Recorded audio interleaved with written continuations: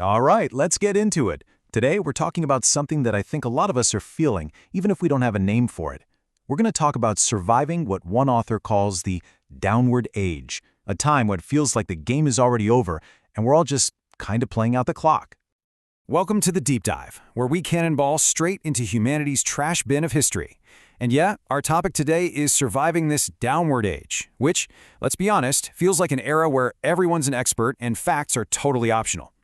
We're going to try and untangle how propaganda, something called opinion fraud, and just constant emotional overdrive has turned society into one giant, chaotic group chat gone wrong.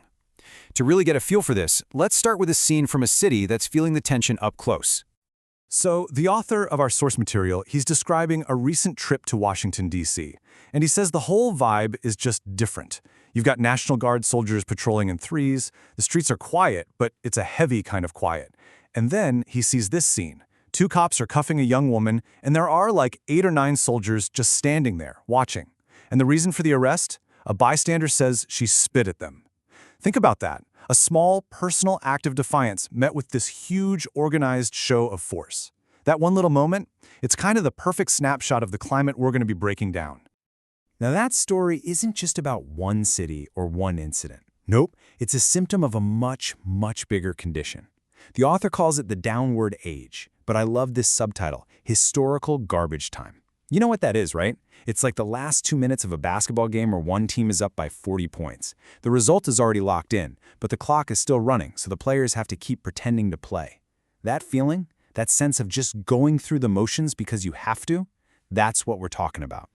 So, what really defines this age? Well, it's this period where it feels like everything, politics, the economy, culture, is in this slow, managed decline. The people in charge are just trying to keep the lid on, while most of us are kind of resigned to how it's all going to turn out. And in an age like this, the most powerful tool for control isn't necessarily brute force. It's a very particular kind of mind game. And that brings us to the primary weapon in this downward age. It's something the author calls opinion fraud. Now, this is a really fascinating idea. It's a type of propaganda that's way more sophisticated than just telling you lies. Its goal is to completely rewire your brain about what you should even care about in the first place. At its core, opinion fraud is all about inversion. It's the dark art of taking reality and just flipping it completely upside down. It's how they make something that's clearly wrong look right, or something destructive look like it's for the greater good. But the most brilliant and dangerous trick it pulls is how it messes with your personal priorities. Okay, check this out, because this is the scam right here. You're constantly told that national affairs, all these big, abstract things you have absolutely no control over, are your most important responsibility. You have to care, you have to have an opinion, you have to be invested. But your own life, your family, your job, your health, the stuff you actually can control, that gets framed as being selfish, small, and unimportant. It's a simple rule for life. When someone tells you that the things they control are more important to you than the things you control, they are playing you. And what's the end goal of all this? It's to make you feel like you are nothing, an insignificant little piece of a giant machine with zero real agency. Because a person who believes they're nothing, a person who lets themselves become nothing, well, they're easy to control, easy to use, and easy to throw away. It's about getting you to voluntarily give up your own power. So when you hear all this, what's your gut reaction? It's probably anger, outrage, a deep sense of this is not right. And you know what? That's a good thing. That's a human thing. It means your conscience is still online. But here's the twist. That very emotional reaction, it is very often a trap. And this is the question we all ask, isn't it? When you're up against this massive, organized, systemic thing, what else do you have besides your passion and your anger? It feels like the only weapon you've got.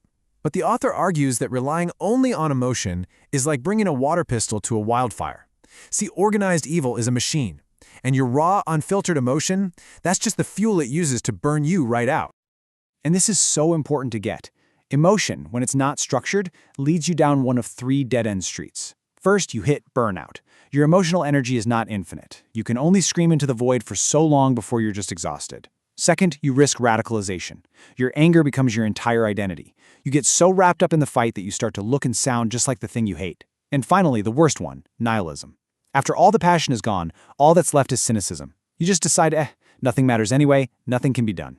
And that's exactly where the system wants you to be. Powerless.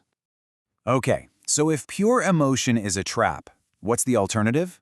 The answer isn't to become some cold, unfeeling robot. Not at all. The answer is to build something around that emotional fire to protect it, to build a strong, personal, rational structure. Think of it as building an engine for your mind.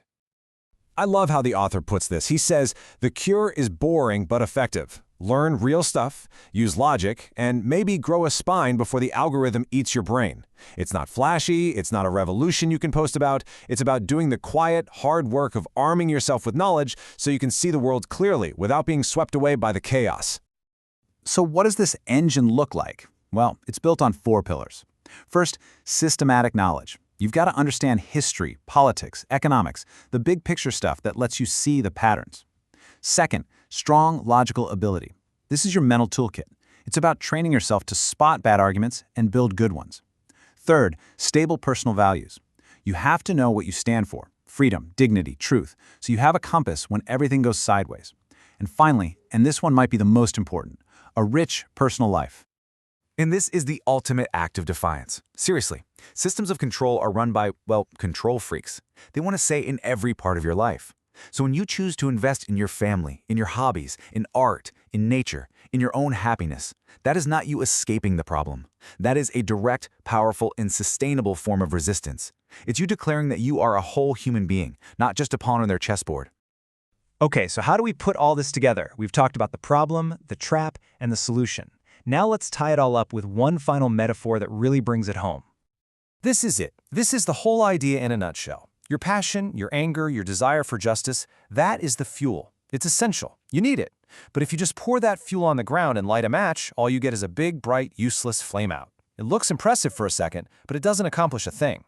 But that rational structure we talked about, the knowledge, the logic, the values, that is the engine. And when you pour that same fuel into that engine, it doesn't just burn up. It gets converted into sustained effective power. It can actually take you somewhere. So, the real takeaway is this. Don't let them put out your fire, but don't let them trick you into burning yourself out either. Build your engine. Here at the Deep Dive, we don't just resist the madness, we narrate it with style. Our producer, FireflyHaku, somehow makes his chaos and reason better than a philosopher on caffeine. So hit subscribe, sharpen that rational mind, and join us before free thought gets flagged as misinformation.